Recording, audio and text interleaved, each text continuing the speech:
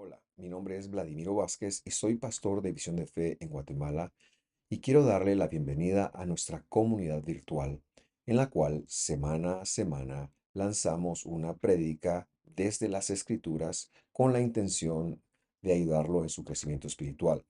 Por favor, si usted tiene una duda o cualquier comentario, háganoslo saber y con mucho gusto nos estaremos poniendo en contacto con usted.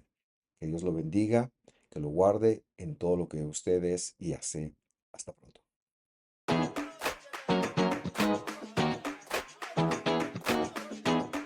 Entonces quiero darle una bienvenida a las personas que ahora nos sintonizan desde YouTube y que son parte de Importante. Bienvenidos sean. Los recibimos con un aplauso, por favor.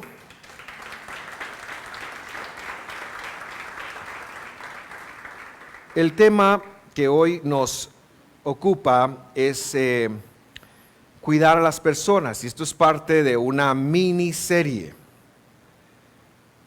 ¿Cuántos de ustedes tienen Nesbits, diría mi suegro? Netflix, pues, Netflix. Usted ha visto que en Netflix hay series limitadas, limited series, dice. Bueno, esta fue una serie limitada. El debut lo predicó Boris la semana pasada. Yo estoy predicando la despedida. Son solamente dos episodios de esta serie. Porque luego el próximo domingo pues ya tendremos el tema de Pesaj y luego de ello pues ya empezaremos la serie de La Senda hacia Pentecostés, que es la que año con año transmitimos desde esta oportunidad. Ahora, la semana pasada vimos el tema fortalecer a los demás. Hay que consolidar a los demás, pero hay que fortalecerlos. Y aparte de recordarle a Boris que camine bien por el amor de Dios, para que vea que sí vi su prédica. Ustedes que no se rieron de plano no vinieron o no la vieron. Pero me llamó mucho la atención cómo Boris mencionaba que los apóstoles, a pesar de vivir en amenazas, con el propósito de fortalecer, de levantar a las personas que habían visto, regresaron a los lugares en donde ellos estaban en peligro. Y fuimos desafiados por lo menos a saber el nombre de las personas que están en nuestra fila con el fin de apoyarles, con el fin de levantarles, con el fin de congraciarnos y con el fin de que cuando haya actividades en todos juntos podamos fortalecernos. Vamos a tener la lectura esta mañana y vamos a leer varios versos. Quiero empezar con Hechos capítulo 14, versículo 23. Hechos 14, 23 dice: después que les designaron ancianos en cada iglesia, habiendo orado con ayunos, los encomendaron al Señor por quien habían seguido la fidelidad. Yo voy estructurando esto en la medida que vamos entendiendo los conceptos bíblicos. Por eso pudiera parecer un poquito sin lógica, lo vamos a explicar, pero seguramente distinto de lo que cualquier versión que usted tenga en mano pudiera leer. Versículo 24. Pasaron por Pisidia y llegaron a Panfilia. Después de predicar la palabra en Perge, descendieron a Atalía. Versículo 26, y de ahí se embarcaron para Antioquía, donde habían sido encomendados a la gracia de Dios para la obra que habían cumplido. Qué bonito cuando uno le dicen misión cumplida. Qué bonito cuando usted siente hemos cumplido la misión. Versículo 27, cuando llegaron, reunieron a la iglesia, informaron todas las cosas que Dios había hecho con ellos y cómo había abierto a los gentiles la puerta de la fidelidad. Verso 28, y se quedaron mucho tiempo con los discípulos. Quiero empezar haciendo una reseña de estos dos últimos versículos.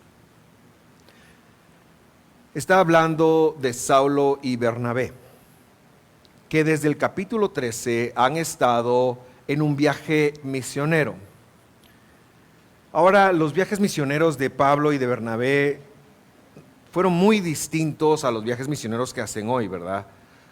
Hoy los viajes misioneros se manda un rider, le llaman, y esto es un requerimiento de cosas que yo quiero para que me acepten, para que yo acepte ir a predicar a donde es.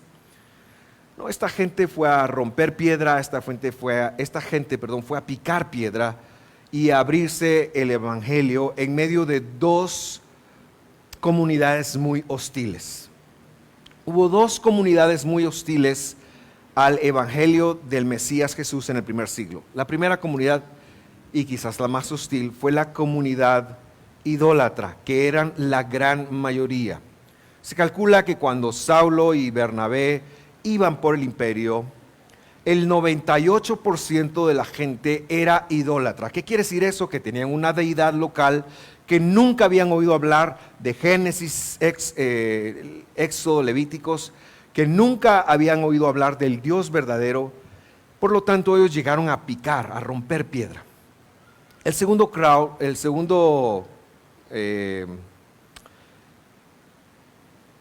la segunda, y se me fue la palabra, escucha hostil, el segundo grupo hostil que ellos tenían, eran los judíos farisaicos después de interactuar con ellos.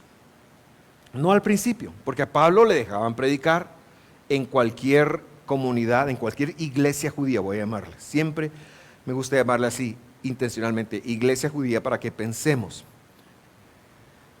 Así que Pablo llegaba a una iglesia judía y desde las Escrituras les compartía que Dios había venido. Y esto no es que reaccionaran difícil a esto, pero cuando ellos miraban que el gentil que estaba dentro en un proceso de conversión reaccionaba favorablemente, y cuando ellos hablaban de la gracia de Dios, la gracia de Dios que es que Dios puede salvar a cualquier persona en cualquier momento. Esa es la gracia de Dios, para que sea parte de su pueblo. Y cuando ellos miraban el éxito de que Dios arropaba esto, entonces les daban celos y ahí era que los perseguían. Pablo y Bernabé tienen 3 años, entre 2 años y medio y 3 años más o menos, de andar picando piedra, de andar viajando. Y lo que están haciendo en esos últimos 2 versículos es rendir cuentas. Ahora, ellos están rindiendo cuentas a una iglesia que es en su gran mayoría compuesta por judíos. Eso a veces no lo tenemos en cuenta. Pensamos que todo el mundo en el primer siglo era cristiano. No, en el primer siglo no hubo cristianos. En el primer siglo hubo judíos que creían en Jesús y hubo gentiles que se asimilaron a ese movimiento de judíos que creían en Jesús. Es importante decirlo, ¿verdad? El cristianismo como religión empieza a nacer en el siglo II, pero se formaliza en el siglo IV. Así que esta iglesia, con una gran comunidad judía, se sorprende de escuchar que Dios había abierto la puerta a los gentiles. Hoy en día damos esto por sentado, que Dios puede salvar a cualquier etnia. Eso lo damos por sentado.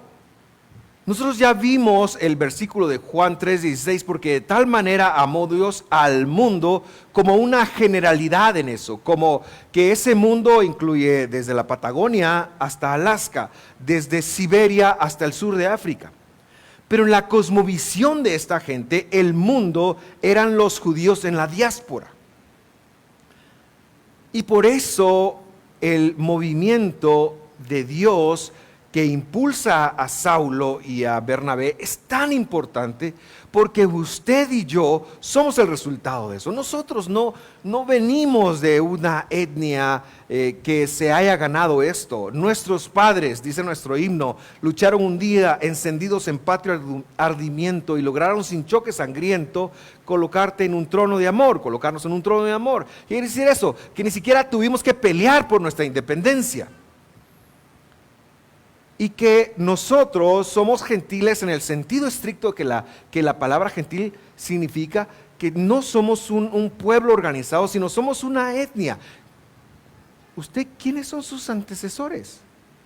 No sabemos. Yo puedo rastrear mi árbol genealógico de lo que yo me acuerdo quizás a mis bisabuelos. Pero el judío tenía su árbol genealógico a Judá, a 3000 años, a 2000 años, y para él eso era muy importante, porque la forma como ellos habían entendido esto es que Dios había de salvar a los descendientes físicos de Abraham, y por eso no nos importa hablarle a quienes no lo son. Si usted no sabe si es descendiente genético de Abraham, es porque seguramente no lo es. Esa es como la mentalidad del primer siglo. Y estos hombres están reportando: a Dios no le importa la genética. Dios está cumpliendo una promesa que le hizo a Abraham, pero que ustedes no han entendido muy bien. Y eso tiene que ver con nosotros. Ahora, después de este desempeño en el cual, como enseñaba Boris la semana pasada, ellos se exponen, ellos regresan, ellos tienen una interacción muy delicada ahí, nosotros vemos que se le pone a la iglesia un poquito de estructura. La iglesia necesita estructura. Yo dudo mucho de los movimientos que dicen: oh, este es del Espíritu, pero que no tiene estructura. Oh, es que por el Espíritu hacemos tal o cual cosa, pero no tiene estructura. No. Pablo y Bernabé toman la estructura que ellos conocen y se la van a aplicar a ese número de gentiles que están llegando. ¿Por qué razón? Porque como gentiles, el corazón es muy dado a la idolatría. Es decir, cualquier persona del primer siglo, yo recibí a Cristo, fantástico, buenísimo, pero ¿sabe qué? Esta noche hay un carnaval para Diana y yo voy a participar. Y eso ya era un problema para la Biblia. ¿Por qué? Porque Dios había dicho que el que es pueblo de Dios lo tiene claro. Escucha, el Señor nuestro Dios, solo Él es Dios. No hay otros dioses. Y por eso hablábamos de la idolatría hace algunas semanas. Cuando yo le otorgo poder a algo, aunque sean elementos cristianos, cuando yo pienso que el poder está en que me unjan con aceite, es idolatría. El poder no está en el aceite, el poder le pertenece a Dios. El poder, es exclusivo, es central a Dios. Cuando yo le asigno poder a alguien, a algo más, estoy flirteando con la idolatría. Estoy flirteando con amuletos. Y Dios quiere que nosotros conectemos que Él, como lo hemos cantado tantas veces, Él es el poderoso, pero que eso es exclusivo. Él es el poderoso de Israel. Su voz se oirá, nadie lo detendrá, porque Él es el poderoso de Israel. Y todavía me acuerdo de los acordes de ese coro, queridos hermanos. Así que ellos van y le ponen estructura. Y yo le quiero hablar de dos acciones que implican cuidar a las personas. Ahora, cuando hablamos de cuidar a las personas, les brinca el corazón a los hermanos de consolidación, porque pensarán: nos van a poner a llamar gente, y en las iglesias a veces caemos en eso, ¿verdad? No educamos, no confrontamos a la gente con su pecado para que no se ofenda, para que, no, es que si no va a dejar de venir, no, es que eso es falta de amor. Pero eso sí es falta de amor, no confrontar a la gente con su humanidad. Porque el amor, lo decía mi papito lindo, decía: si tú amas a alguien, entonces lo aceptas como es. Pero si lo aceptas como es, no amas de verdad, porque puede ser mejor. El amor de Dios en nuestros corazones se verá en la medida que usted y yo tengamos un crecimiento en Dios. Que si nuestras actitudes, que si yo era un sentido, que eso es algo que corre en mi familia, por eso lo menciono, no por pensar en alguno de ustedes, pero que si yo soy un sentido, que en la medida que Jesús se vaya siendo formado en mí, yo deje de ser un sentido. Que si yo soy un mal hablado, que si yo soy un X, lo que usted quiera, Dios me acepta, pero en la medida en que yo me relaciono con Dios, esos comportamientos deben de tener un cambio, deben de tener una transformación. Yo no puedo seguir siendo el mismo si de verdad me voy a llamar un cristiano, porque un cristiano viene de la palabra ungido y representa tener el poder de Dios en mí para ser como el Mesías. Si la gente de afuera te ve igual a como son ellos, si estás buscando aceptación afuera más que servir a Dios, ten cuidado. Ten cuidado, yo te pongo una palabra de caución aquí. Entonces, ¿qué es cuidar a las personas? Desde la perspectiva de Pablo, vamos a mencionar dos acciones. Número uno, ellos designaron ancianos. Designaron ancianos. Ahora, la figura de los ancianos es interesante. Por ejemplo, en muchas comunidades autóctonas de nuestro país, el anciano está asociado a la edad y es la persona que mantiene la cultura a rajatablas. Como usted sabe, a mí me ha tocado mucho trabajar en el occidente del país y lo primero que nos piden, vamos a construir una casa para una viuda. Lo primero que le piden al ministerio es que yo tenga el permiso de los ancianos para construirle una casa a la viuda. Yo no entendía por qué eso. A mí me caía mal. En primer lugar, porque hasta intérprete necesitábamos llegar y decir, mire, y ellos algunas veces se daban al lujo de decir no. Y yo pensaba, pero si es mi pisto, es lo que yo quiero hacer, porque usted me tiene que decir que no. Además, la propiedad es de ellos. ¿Por qué no le puedo construir una casa? Entonces la palabra anciano está asociado con eso, dependiendo de la cultura. Luego la cultura de las iglesias, el anciano es el viejito bravo que anda regañando a los niños que andan corriendo por allí, o que despide al pastor, o que le jala las ovejas al pastor.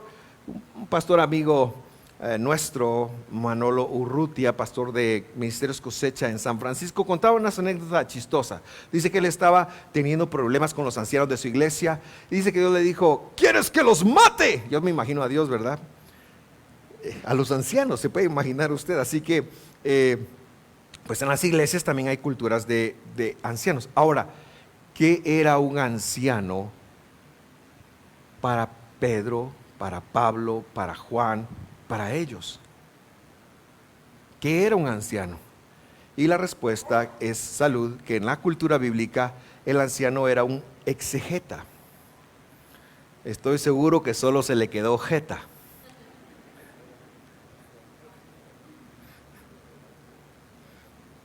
¿Qué es un exégeta? Un exégeta, dependiendo, también algunos le dicen exégeta, le digo yo, pero algunos también dicen exegeta. Puede ser grave o puede ser esdrújula la palabra, está bien a ambos casos. Es una persona de sabiduría en las cosas de Dios que interpreta la Escritura. Por lo tanto, sienta doctrina e imparte justicia. Lo que nosotros a veces nos cuesta ver en las escrituras del Nuevo Testamento es que cuando en la iglesia habían problemas entre dos, no se iban a los tribunales, se iban con los ancianos. Mire, a exponer mi punto. Pero esta gente a su vez era la que decía, no, lo que Pablo quiso decir es esto, lo que está escrito es esto. 120 años antes de Jesús, se levantaron dos ancianos muy, muy famosos en el pueblo judío. De hecho, se siguen sus escritos a día de hoy. Jesús les cuestionó muchas de sus interpretaciones que estaban erradas. Pero estos ancianos eran exégetas. Ahora, ¿qué hacen los apóstoles? Escogen exégetas para dejar en cada comunidad. Y esto ya nos debe decir qué es cuidar a la grey. Cuidar al pueblo del Señor es que el pueblo de Dios tenga una claridad y una pureza en la palabra de Dios, porque lo más importante que el pueblo de Dios debe de conectar es que si el pueblo de Dios aprende la palabra, guarda la palabra, le irá bien, porque está escrito que las bendiciones lo perseguirán y lo alcanzarán. Esta gente era gente que explicaba, y el cuidado de Dios era a partir de ello.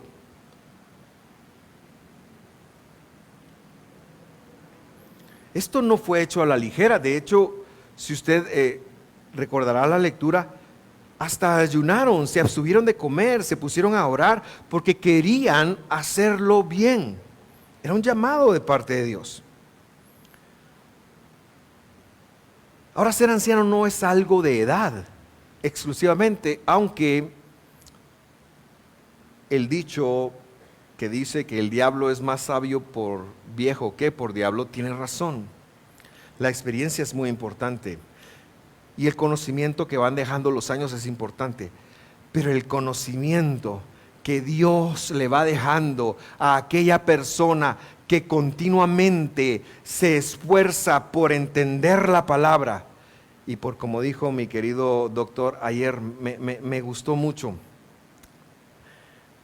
Hablando de Gedeón, Boris plasmó un tema de actitud. Recuérdame los otros dos. Ya se le fue. ¿Te acordás tú? Pero el punto es que el cuarto punto, ¿cuáles eran? ¿Ah? Los que fueron a Gibor ayer a ver, alguien que se acuerde, háganme la campaña, háganme el favor. Disposición, número 2, gracias Huicho, otro aplauso para Huicho por favor. Huicho se está llevando las palmas hoy. Lástima que no lo está viendo Cándivos, que tiene privilegio de niños. Número 3 era, ¿no nos acordamos? Pero el número 4, Josué, no, el 4 era disposición, ¿no? O creer. Decisión era el cuarto. Y Josué dijo, no es decisión, es obediencia. Es obediencia.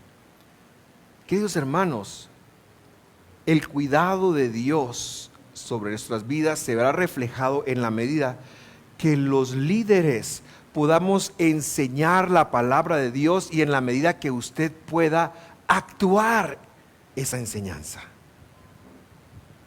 Eso es lo que está hablando el apóstol acá, o lo que vemos que los apóstoles hacen. Ahora bien, ese mismo apóstol, ya con mucho más bagaje de experiencia, luego le escribe a otro anciano, solo que este anciano es patojo y se llama Timoteo. También lo hizo con Tito y le dice lo siguiente, yo quiero que lo lea conmigo. Segunda de Timoteo 4:1. Te requiero. Ese te requiero no es te love you, ¿verdad? Sino es te solicito. Te solicito delante, te exijo delante de Dios y del Mesías Jesús, quien ha de juzgar. ¿De qué se trata esto? ¿De qué va esto? Va de un examen. Va de un examen. ¿Y a quién va a examinar Dios? Va a examinar a los vivos y muertos, por su manifestación como por su reino. Verso 2. ¿Qué le pide? Le pide que predique la palabra. Mantente dispuesto a tiempo y fuera de tiempo. Convence. ¿Qué dice después? Reprende. Reprende. ¿Qué es reprender? Es exhortar, ¿verdad? No, nadie se vaya a sentir como demonio reprendido aquí, ¿verdad? No estamos hablando de esa reprensión. Reprende es llama la atención y exhorta con toda paciencia y enseñanza. A veces pensamos que cuidar al creyente es, venga, vamos a sanarle su corazón, vamos a sanarle aquí, y creo que eso tiene un espacio, pero si nos quedamos ahí, la gente no va a cambiar, nosotros no vamos a cambiar. Yo quiero exhortarle esta mañana, yo quiero reprenderle esta mañana que usted puede ser mucho mejor de lo que es, porque Dios demanda que usted sea como Cristo, porque Dios lo está hablando para que usted sea como Él, para que se desacomode de su humanidad, para que se desacomode de lo que usted está acostumbrado y para que trabaje a ser como Cristo. Eso es un creyente, eso es un hijo de Dios, eso es lo que Él nos está llamando a hacer. Ese es el verdadero cuidado. ¿Por qué le sirve a Dios? En palabras de mi querida hermana Loida, que sigamos tan atarantados como éramos antes de conocer a Cristo. No, el proceso de santificación de Dios es que nos desatarantemos continuamente para cada vez ser más como Cristo Jesús. Y eso nos debe de confrontar, eso nos debe de incomodar, hermanos. El verdadero cuidado está en que vivamos incómodos y no en que estemos felices, cómodos de seguir siendo los mismos. Eso está enseñando el apóstol Pablo. Versículo 3, porque vendrá el tiempo cuando no soportarán más la sana doctrina. Ahora, he escuchado muchos videos de sana doctrina. ¿Pero qué es la sana doctrina? La sana doctrina es la de Pedro, la de Pablo, la de ellos. Es que hoy hay tanto abuso desde los púlpitos que se quiere manipular a la gente con otros fines. Yo me paro delante de usted con temor y temblor y lo que menos quiero es manipularlo, pero tengo que decirle que hay demasiado espacio para que usted siga trabajando para ser como Cristo. Hay demasiado espacio para que yo lo haga. Esta es una prédica de denuncia. Cuidamos a las personas cuando denunciamos el pecado en ellos. Más bien, teniendo comezón de oír, amontonarán para sí maestros conforme a sus propias pasiones. Así, el pastor que me diga lo que quiero, el pastor que me diga lo lindo, lo poderoso que soy, lo excelente que soy, el que tengo un potencial, que su mejor vida está por... No estoy en contra de tener que construir eso, creo que sí lo tenemos que construir, pero no a costa de confrontarnos con lo caído como humanos que somos, no a costa de saber que la estamos regando y que nadie nos lo diga, no a costa de eso. Verso 4, mejor voy a seguir leyendo porque usted ya se puso muy serio. Dice, y a la vez que apartarán sus oídos de la verdad, se volverán a las fábulas. ¿Cuál es la verdad? Es la escritura. ¿Cuál es la fábula? Cualquier historia que te digan en lugar de la Biblia. Pero tú, sé sobrio en todo, soporta las aflicciones, haz obra de evangelista. Esa obra de evangelista no la ha de entenderse como solo para el evangelista. El evangelista no. La obra del evangelista es que tú y yo tenemos la responsabilidad de regar la noticia del que es bueno. Ese es el evangelio. El evangelio es la noticia del que es bueno, que vino a la tierra. El evangelio es una persona. El evangelio es nuestro Señor Jesucristo. Y por eso en esta iglesia nosotros le apostamos a toda la Biblia. Pero manda el evangelio, porque el evangelio es cuando Dios vino a la tierra, cuando el Dios se despojó de sus atributos, se despojó de su grandeza, se despojó de todo lo que Él era y vino a por ti y vino a por mí, que no hay amor más grande que eso. Y Él espera que cada vez seas como Él. La segunda acción que le quiero hablar esta mañana es la de encomendar a Dios. Y esta me cuesta un poquito explicarla. ¿Por qué razón? Porque encomendar a Dios lo tenemos más visualizado como: Señor, llévate a este o te lo mando, cuando alguien nos molesta. No, yo me encomiendo a Dios. Ese me encomiendo a Dios casi que es a ver qué va a pasar, que sea lo que Dios quiera. Pero ¿qué es encomendar a Dios? ¿Qué hizo esta gente? Releamos el verso. Hechos 14, 23. Después que les designaron ancianos en cada iglesia, habiendo orado con ayunos, es decir, buscaron una guía de parte de Dios, los encomendaron al Señor. Los encomendaron al Señor. El verbo encomendar allí quiere decir los pusieron a la par del Señor, a la par de Dios.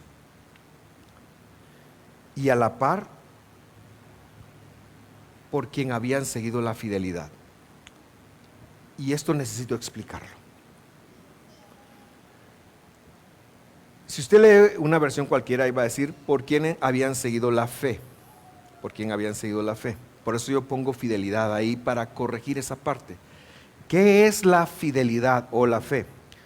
La fe es la persona de Dios viniendo a la tierra, pagando el precio de salvarnos y luego susurrándole a su corazón, a su mente: te amo y quiero que seas mi hijo. Porque por gracia sois salvos por medio de la fidelidad. Es Jesús la fidelidad, porque Él nos salvó, porque Él nos rescató, porque Él nos vino a llamar. Y porque si usted levanta la mano y dice cualquier cosa, pero Jesús no lo llama, es complicado. No, Jesús lo llama. Ahora, el hecho de que usted se mantenga y se mantenga evidencia que Jesús lo ha llamado. Pero una vez que Él lo llama, Jesús le abre el portafolio. Hijo, yo te amo y esto es lo que yo quiero que tú hagas. El evangelio no es de creer, el evangelio es de practicar, porque en la medida que tú conoces a Dios, ahora tienes que empezar a enmendar tu humanidad. El que roba, ya no robe más, pero eso aplica para cualquier falla de nuestro carácter. El que miente ya no mienta más, el que se enoja no se enoje más, o el que actúa sobre el enojo no actúe más, etcétera, etcétera, etcétera. Entonces la fidelidad es un camino. Dios nos salva y nos despliega un camino, nos abre su portafolio para que nosotros, la mano en la Biblia representa lo que hacemos. Por eso es que la bestia, ha oído hablar de la bestia de Apocalipsis. Yo tengo un par de amigos que eran bien bestias, pero no estoy hablando de ellos. La bestia tiene una marca y la marca es el 666. ¿Ha oído hablar de eso? Han habido gente que con mucha ignorancia dice: es 666. No, 666 es 18. Este es un número, 666. Es distinto. Por eso otro atarantado, voy a decir, usando nuevamente palabras de Eloida, dijo por ahí: hagamos la equivalencia. ¿Cuál es la letra que vale 6 en hebreo? Es la Bab. Bueno, pongamos 3 veces Bab. La Bab es la W, o la W le dicen ahora, ¿verdad? La bestia es el internet, dijo alguien. No sé si usted oyó eso. La bestia es un chip que le van a poner. No, hermano, la bestia no es un chip. La bestia es un modelo de pensamiento que lo quiere llevar a usted a apostatar de Dios y su palabra. Esa es la bestia. La bestia es el gobierno que querrá venir a decirnos: ¿sabes qué? No puedes predicar la Biblia como está escrita. Tienes que hacerla friendly, dicen ahora. Friendly. No podemos caer en hacer nuestras predicaciones friendly. La fidelidad es un camino y tiene que ver con nuestra responsabilidad como creyentes de contarnos las costillas, Encomendar a Dios a los demás significa que como hermanos que somos, vivamos en un lugar de amor, pero podamos decir: hermano, eso que pusiste en las redes, eso no está tan bien, fíjate. Eso es un poquito apóstata. O mira, yo he visto que tu comportamiento ya no está tan bien. Claro, de una forma privada. No es una invitación a ser policías. Es una invitación a que en amor nosotros podamos decirnos: hermano, podemos ser mejor, pero no a un nivel de que usted espere que el pastor se lo diga todo. sino que nosotros como miembros podamos decirnos, puede ser mejor, puede ser más como Cristo.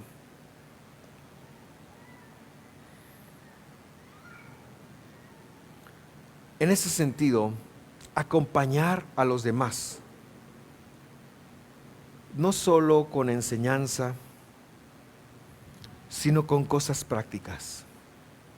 Yo quiero desafiarnos, a manera de ir aterrizando el tema, a lo siguiente. Esta no es una invitación a ser policía, a ser juez, a andar buscando ahí quién la está regando, porque eso no va a tener peso. Pero sí es una invitación a que tengas en tu corazón a las personas que te rodean y las eleves delante de Dios y puedas, uno, compartir con ellos lo que has aprendido. Los que están acá, los que están en casa, que puedas compartir la palabra de Dios, lo que estás aprendiendo. Y número dos, a que podamos tener una voz de denuncia. Mira, hermano, me parece que lo que estás haciendo no está bien. Yo te amo. No va a cambiar. No va a cambiar que yo te ame. Pero entiendo que según tal escritura eso no está bien. Y que se brinde una conversación allí. Que podamos tener un poquito de denuncia. Claro, que no solo sea denuncia. Que no solo sea... No me refiero a eso. Es muy difícil de explicar. Pero en la medida que nosotros nos podamos relacionar, que apoyemos a los demás cada vez a ser más como Cristo. Especialmente cuando no lo están siendo. Que la pureza de nuestra motivación sea que nuestro hermano le vaya bien en la vida. Que le vaya bien en lo que está haciendo. No desde el rol de mamá, no desde el rol de papá, porque mire, cada quien somos como somos con nuestros hijos. Natalia, nuestra hija, anda de viaje. En la universidad se ganó el derecho a competir. Así que en las próximas 2 semanas no la va a ver. No es que se fue de la casa, no es que está peleando con nosotros. Ahora mismo anda en Budapest, Hungría. Y andan compitiendo por la universidad.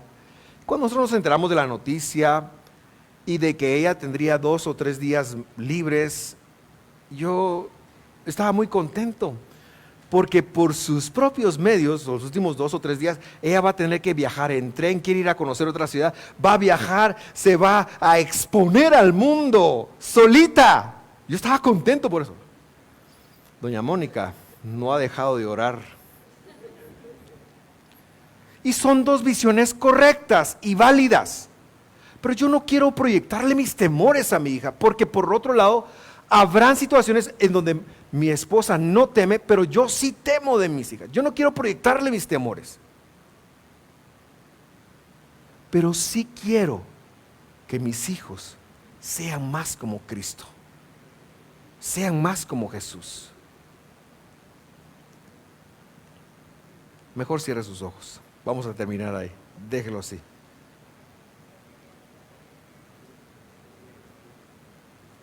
Vamos a orar. Quiero lanzarle una invitación de lo que representa encomendar a Dios como un servicio a los demás. No puedo servir siendo superior a los demás. Si yo me considero superior en cualquier aspecto con respecto de alguien, no puedo servir. Quiero que lo tengamos claro. Si yo me considero que porque sé esto, sé lo otro, soy esto, fui a esto, hice lo que sea, soy superior a alguien, no le puedo servir. El servicio se da desde yo como una persona que considera al otro como mayor que yo. Por eso es que le voy a servir. Así lo enseñó Jesús.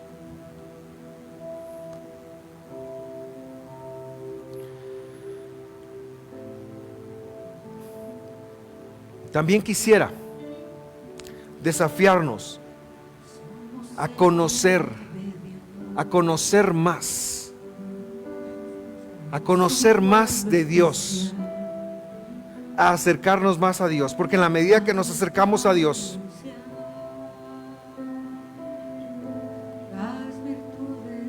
seremos mejores exponentes de Dios.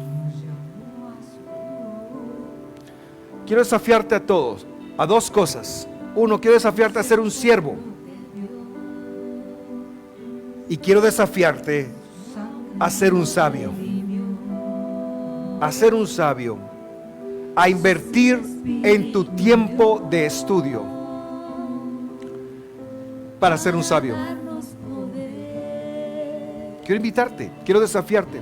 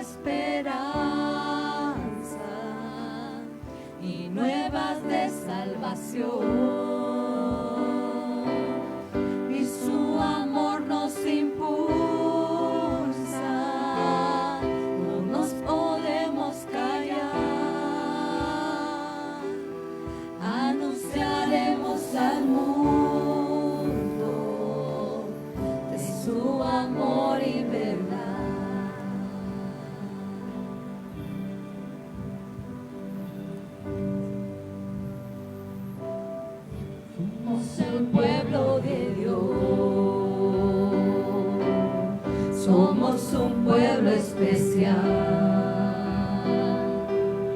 llamados para anunciar las virtudes de aquel que nos llamó a su luz. Somos el pueblo de Dios, su sangre nos redimió y su Espíritu dio para darnos poder y ser testigos de Él, y llevaremos su gloria a cada pueblo y nación, trayéndoles y nuevas de salvación,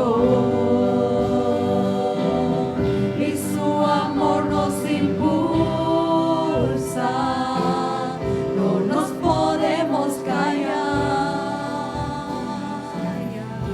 anunciaremos al mundo de su amor y verdad.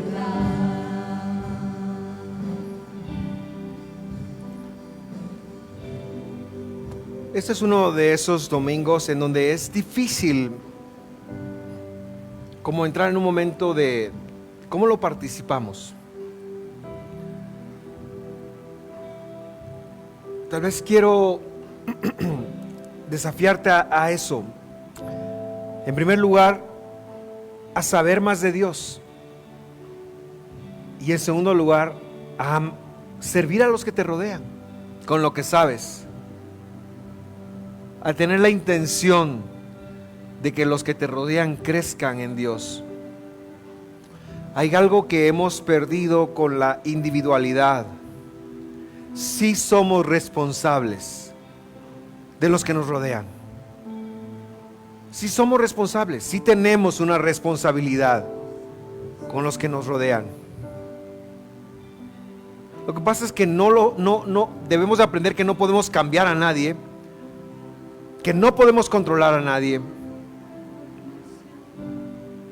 que no somos los jueces, que esa parte le toca a Dios, pero sí somos responsables. Que Dios ponga claridad en tu corazón de que cuál es esa responsabilidad, porque te debes a todos los que te rodean, son tus hermanos, te debes a los que te rodean, te debes a esta comunidad. Sí te debes. Que Dios ponga esa claridad en nosotros. Señor, yo te pido en el nombre de Jesús que tú nos ayudes a entender tu palabra cada vez, que nos hagas ancianos, que nos hagas exegetas. Y Señor, que nos des una forma de servir a los que nos rodean con tu palabra, desde tu palabra. Ayúdanos a entender que no necesitamos un puesto, no necesitamos estar en algún ministerio para servir. Mejor si lo estamos. Ayúdanos a entender eso, Señor. Ayúdanos a servir a los demás, a pelear por los demás, para que tu voluntad se haga en sus vidas. Ayúdanos a ser veladores de ello, en el nombre de Jesús.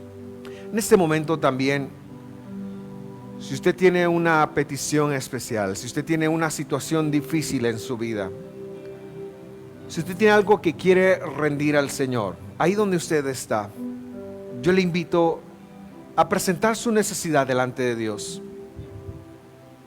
Yo le invito a decirle: Señor, quizás no está relacionado con la prédica, no importa, pero usted viene con una carga, usted viene con una sensación, usted viene con un problema. Yo quiero hacer a Dios partícipe de eso. Yo quiero pedirle a Dios que nos ayude con eso. Quiero someter su problema, su circunstancia, su situación a Dios.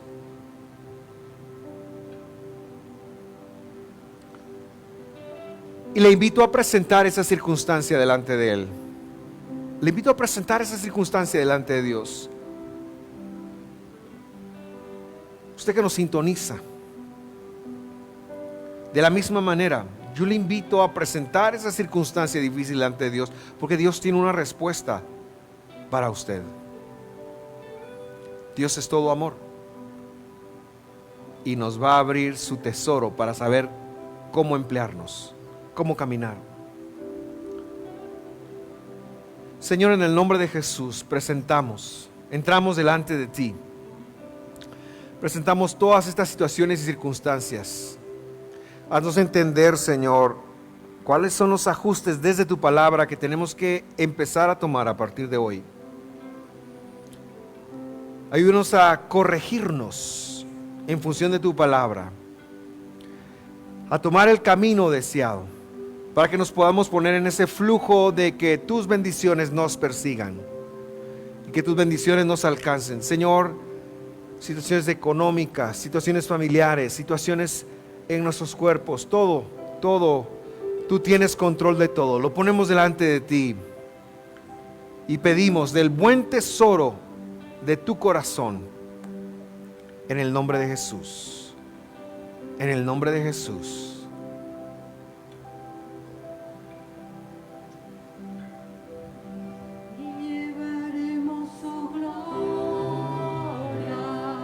Vamos a terminar cantando esto. Pueblo y nación, trayéndoles esperanza y nuevas de salvación. Y su amor nos impulsa, no nos podemos callar. Anunciaremos al mundo su amor y verdad. Daremos su gloria a cada pueblo y nación, trayéndoles esperanza y nuevas de salvación. Y su amor nos impulsa, no nos podemos callar. Anunciaremos al mundo. Vamos a cantar una última vez. Su amor y verdad. Y llevaremos su gloria a cada pueblo y nación,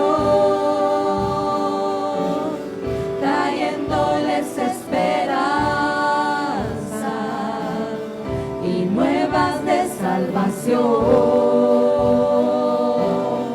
y su amor nos impulsa,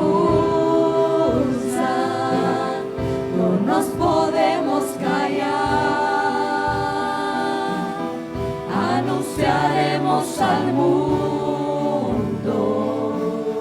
de su amor y verdad.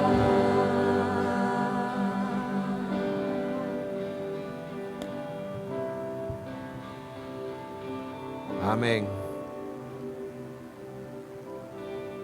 La última frase de esa canción decía que vamos a anunciar dos cosas al mundo, dos cosas.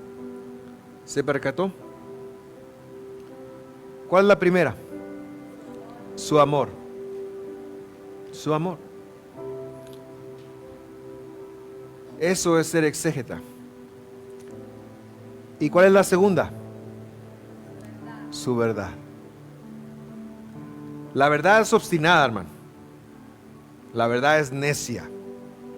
Y la verdad es Dios y saldrá a luz. Y es lo que nos corrige. La corrección de Dios es la verdad. Y es lo que necesitamos. Así que qué bonito empalme. Termina diciendo ese coro. Quiero despedir esta transmisión deseándoles una buena semana. La próxima semana también estaremos aquí en Visión de Fe Misco, así que los esperamos. Un fuerte abrazo.